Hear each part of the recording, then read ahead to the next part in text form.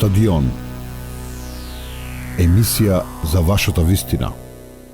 Јас не би се сложил тука дека смртноста беше многу поголема во нашава држава во однос на останатите држави. Од прва причина јас ќе кажам дека ние водевме една изразито одлична статистика во однос на бројот на заразени, бројот на починати. Светската здравствена организација уште на почетокот ги постави стандардите дека секој пациент кој што ќе почини постмортум, ако го тестираме да е позитивен, го вбројуваме во групата на ковид инфекција причина за смртност. Така да и ако земеме ние дали пациентите умираа по улица, не. Дали пациентите умираа во своите домови, апсолутно не. Во овие година денас успеавме од здравствениот систем, државниот зборуваме, јас ќе зборувам за државниот, меѓутоа па и приватниот сега на свој начин влезе во целата оваа битка против коронавирозата. Меѓутоа, ниеден пациент не беше оставен на улица, не беше оставен дома, и беа третирани со целата медицина која што се бара. Ако земеме на почетокот во Италија, смртноста беше драматична, и тоа ќе кажам драматична заради тоа што можеби беше грешка, ќе се покажа тоа за година, 2 години со и анализите кои што ќе се направат после самата пандемија. Дали беше правилно сите пациенти веднаш да се ставаат на респиратор, дали да се ставаат на ципа. И тоа зголемуваше смртност. И пак ќе кажам, супер медицината некојаш знае да даде и негативен ефект. Супер медицина збореме overdiagnosis. Значи премногу диагноза, премногу медицина некојаш и не треба. Така да ние во последните месеци, последните 7-8 месеци од самата пандемија фативме добар чекор, извадивме многу критични пациенти од да не речам тешка состојба, да не речем од смрт, поготово во Штип, во Битола, во Скопје, во сите градови се работеше на интензивно третирање со модерни лекови, со пристапи кои што нормално инфектолозите на светските инфектолошки форуми има еден став, кардиолозите друг, интернистите трет, пулмолозите четврт. И генерално секоја држава различни ставови. Тоа е една проблематика која што се случува кога имате ваков нов тип на вирус кој што не ја разбираме патофизиологијата на вирусот. Тоа е голем проблем и за медицината, тоа е голем проблем и за науката. Гледате, излегува вакцините и сега имаме проблем зашто да се вакцинираат луѓето. Причина за вакцинацијата е едноставна. Организмот може да создаде најдобар и најквалитетен и најголем процент на антитела кога имуношкиот систем е освежен, смирен и стабилизиран. Велиме, јас преживев ковид инфекција и сега јас имам имунитет. Овој вирус не го дава тоа, треба да ставиме во групата на грипови, што значи тоа дека ако прележиме грип, за 5-6 месеца не може да фатиме пак повторно грип. Може да го фатиме, ова е вирусна инфекција. И овие вируси мутираат. За да не може да мутираат, треба да имаме сите антитела во себе. Затоа што зборуваме, што е главниот, колективниот имунитет. Кога вирусот ќе дојде кај особа која што нема имунолошки одговор, нема антитела, значи тоа е заразува. Со самата зараза имунолошкиот систем реагира соодветно на самата инфекција. Кога ќе изреагира на инфекцијата, создава имунолошкиот систем губи во вирусот до одредена мера, дел останува. Тој што останува почнува да мутира за да го избегне нападот од имунолошкиот систем. И тој заразува друг незаразен пациент. Сега имаме друга форма на вирус, трета форма, четврта форма. Доколку сите ние имаме имунолошки систем, односно антитела. Нема каде се движи, да. Ќе влезе вирусот, он е веднак затворен. Тоа е како војска. Како во војна, значи ако вие добро го обкружите непријателот, нема каде да се шири, нема како да се маскира, ќе го фатите. Кој одговорот на антиваксери велате и од вакцини луѓе се заразуваат, но и умираат? Па, видите сега, како што кажав пред малце, имунолошкиот систем кај секој човек е различен. Кај вас е еден, кај мене е друг. Пред 3 години, 4 години, јас, почнувајќи од ноември месец до февруари месец, бев континуирано настинат. 37 со 5, една недела болен, една недела здрав. Пред короната? Збориме далеко пред короната. Се додека не сватив дека имам недостаток на витамин Д, ретко се сончам или кога се сончам користам многу фактори, бегам од сонцето и тоа е недостатокот и тоа е проблемот кој што го имаме. Ние кога ќе земеме генерално македонската популација ретко се сонча. Или кога одиме на одмор, ние трошиме фактори 30 50 за сончење со цел да не изгориме, а не сваќаме ултравиолетовите зраци што бенефит прават па на коските, на имунолошкиот систем. Разбирате. И сега, само да се вратам кај антиваксерите. Апсолутно ги поддржувам сите луѓе кои што имаат став дека своето тело е нивни избор како да ќе функционира и што ќе прават со своето тело. Меѓутоа, треба да знаат дека имунолошкиот систем кој ќе се разболи од корона инфекцијата, паѓа имунолошкиот систем. паѓа здравствениот систем во организмот. Организмот се бори да се извлече од компликациите од болест. Нема доволно сила да створи соодветен јак имунолошки систем. Тоа е кај заболените. Кога ќе имаме ние здрава индивидуа, нели ние одиме здрави да се вакцинираме, имаме среден имунолошки систем, среден здравствен систем, ја примаме вакцината. Сега имаме, гледам ги, според мене една од најстарите методи е Пастеровата метода за произведување на антитела за вакцина, тоа ги имаат Синовак и Синофарм. Двете кинески, традиционално. Значи тие даваат умртвен вирус во нашиот организам влегува, нашиот организам одморен свеж прави антитела на тој вирус и ние сме веќе стабилни. Имаше реакција од антиваксерите, прележал вирус, немало антитела. Да, меѓутоа Има и вакцини кои што примаат немаат антитела. Немаат антитела. Тоа е генетика која што треба да се доиследува. Ние не можеме да се базираме на 2-3% од случаите кои што не створиле антитела и тоа да го генерализираме за сите. Ради тоа што верувам, сега јас ова е само теоретски ќе го кажам, верувам дека за неколку години ќе се испостави дека одредена група генотипи на луѓе ќе бидат резистентни на овој вирус.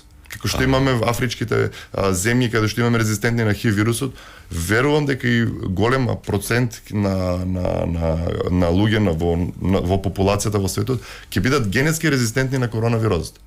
И тоа верувам дека ќе биде, меѓутоа, нели треба време да се истражи тоа. Се уште ние не испитуваме кој тип на коронавирусата, на COVID-19, кај кој човек како делува.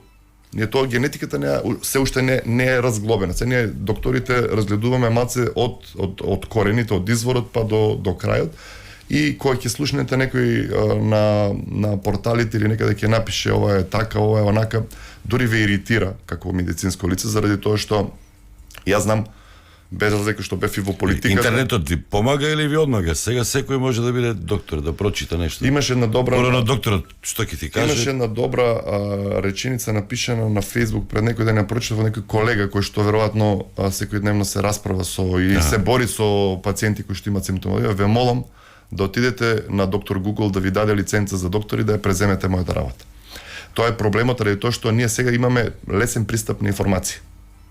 Како да јас сега земам да читам за новинарството и утре да кажам јас ќе бидам Стојан.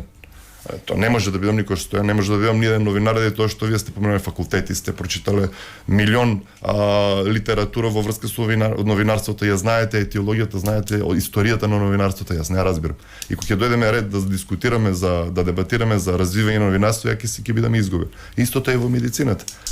Ние не можеме да зборуваме дека медицината почнува од коронавирусот. Многу поназад. И затоа апелирам секој граѓанин да ја прими вакцината, заради тоа што само на тој начин ќе створиме сериозни антитела во нашиот организам и нема да имаме формирање на дополнителни соеви, кои што може да излезат и македонски сој некој ден, не дај Боже.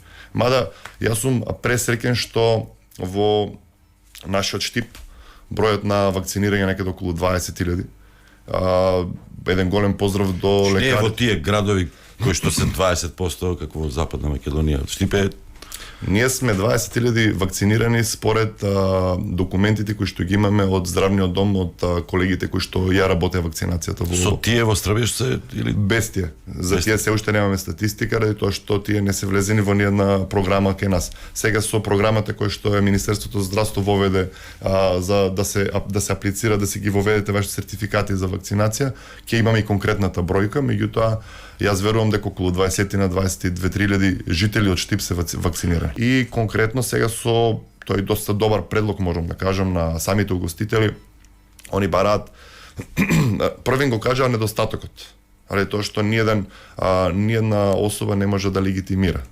Вие можете да покажете законски. Вие не ако не е полициско или службено лице. Вие можете да покажете сертификат на кој име не може келнерот, не може редарот во тоа а не може да бара лична карта. А од друга страна може да се на тој начин копираат. Тој го кажа, вика ние ќе си пуштаат меѓу себе сертификати, го се спомна тоа, дали го прават не би знал да кажам. Ми го се спомна дека би можело и на тој начин да се изврати. Ние македонците сме добри по тоа што секош знаеме како да го заобиколиме законот. И сето тоа да биде во ред, а да си ја завршиме нашата работа. Меѓутоа ние сега треба да најдеме начин како да се заштитиме, тоа е приоритетот наш. И предлогот нивни беше да се направат неколку пунктови за брзи антиген тестови, кои што ќе се тестираат луѓето и со тие тестови ќе можат да влегуваат. Јас тој предлог вчера го разговарав по телефон со министерот за здравство.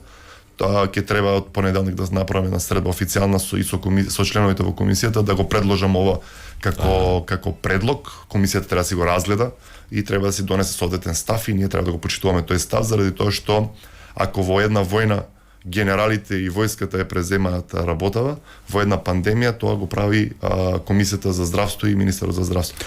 Дали со станувањето градоначелник на некој лекар губиме добар доктор, добиваме несигурно, значи не е сигурно ќе добиеме добар градоначелник. Значи конкретното прашање е откако станавте градоначелник, колку пресиси година дена, колку операции направивте како бројка споредено со или интервенции споредено со претходната година? За какав процент е намалена таа бројка? Затоа што имате и други обврски. Вака сега јас од кога станав пратеник правим во пратеник. Пратеник и градоначелник. Мојот работен однос во болницата е во мирување. Јас не сум работен во болницата. Јас не можам да дојдам и да работам секојдневно таму заради тоа што имам врски во собранието, имам врски во парламентот.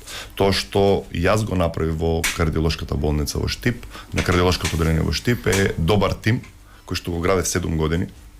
Тргнавме со 20 доктори и 4 сестри 2014 година. Сега сме 8 доктори и околу 20 на сестри. Тоа е еден сериозен тим на кардиолошка екипа, збореме високо спремна, едуцирана кардиолошка екипа која што работи и со Сашко Николов и без Сашко Николов. Тоа е идејата да створиме тим кој што ќе продолжи да е негови работи и таа работа. Ние работевме некаде околу 600 стентирање годишно. Бројката ќе биде сега прошлата година за 2020 отидовме на 650 стентирања, ради тоа што се зголемија одреден број интервенции ради самата коронавироза. А јас како доктор нормално не можам да ги работам, ако сум ги сработил од 600 интервенции 2019-2020, од 600 интервенции ако сум сработил 70-80%, сега работам околу 50%-40%. Моето слободно време после работа, моето работно време додека сум на работа во општината и затоа и одбрав позицијата градоначелник да бидам поблиску и до градот и до болницата. Дневно или неделно ќе кажам работам околу 7-8 интервенции. Генерално јас ги работам оние комплицирани интервенции кои што моите колеги да речеме во оваа фаза од нивниот развој како интервентни кардиолози се уште не имаат храброст, ќе кажам, имаат и храброст и знаење, меѓутоа искуството го немаат за да ја работат таа интервенција, така да останат интервенции си ги работат и тоа е битното. Кога спомнавте за докторите во политиката, јас гледам на работите дека секоја изреализирана индивидуа во својата област, дали е тоа новинарството, економијата, дали е тоа здравството, дали е тоа, не знам, инженерството, земјоделството, било која професија, доколку сте добро изреализиран, доколку добро се разбирате работата на своето поле и имате желба, многу битна работа, имате желба да направите разлика во општеството, да направите промена на еден систем во систем кој што ќе биде функционален. Целото искуство кое што го имате во вашиот сектор, да го спроведете во соодветна форма во општествениот сектор. Таквите доктори, таквите индивидуи треба да влегуваат во политиката. Значи, самата конституција и конструкција на зградата е направена по модели во германски болници и тоа е за пофалба и тоа нема дискусија. Локацијата ја спомнавте. Прво и нешто е најголема грешка локацијата на болницата. Секоја болница, клиничка, регионална болница мора да биде на периферијата на еден град, не во центарот на градот. Меѓутоа тоа е веќе завршена приказка. Тоа што се судривме. Немаше кардиолошко одделение, немаше неврохируршко одделение, немаше субспецијални дејности предвидени во една болница. Тоа беа само простори, соби предвидени за едни големи крупни одделенија кои што по специјалностите требаше да се снаваѓаат внатре како што се сега работиме во општата болница. Во клиничката болница моменталната во Штип. Во таква болница немаше предвидено механизам за грејање ладење. Немаше машинските инженери, ние се сочивме со проблем дека Светска банка, односно да ММФ ги инвестира болницата и ги дава парите, а они по проект требало да предвидат и тако. Не предвидели. требало да се предвиде да се направи машинска соба која што ќе биде цела, тоа е огромна просторија каде што целата оваа машинска механизација или како да се каже тие апарати кои што треба да ја греат, ладат, да стварат кислород, да стварат вакуум, не ја предвиделе во проектот, ја немаше.